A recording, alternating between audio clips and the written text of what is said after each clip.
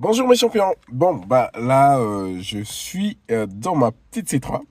Alors, je vais vous inviter simplement à voir un peu comment je vais procéder au remplacement de la croix d'accessoires. Je ne sais pas si vous avez vu ma vidéo la dernière fois. Donc, je vais vous montrer un peu la visite matinale où j'avais découvert que la croix d'accessoires était cassée.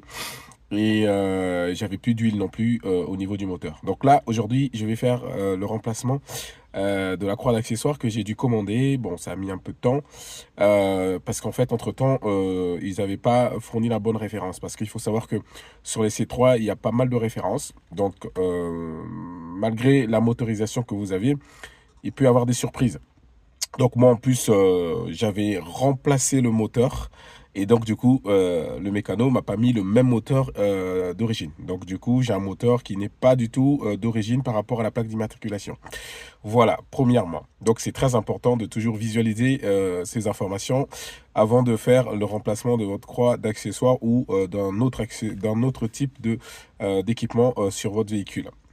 La plaque d'immatriculation, c'est très bien, ok. Quand le véhicule est neuf, il n'y a pas de souci.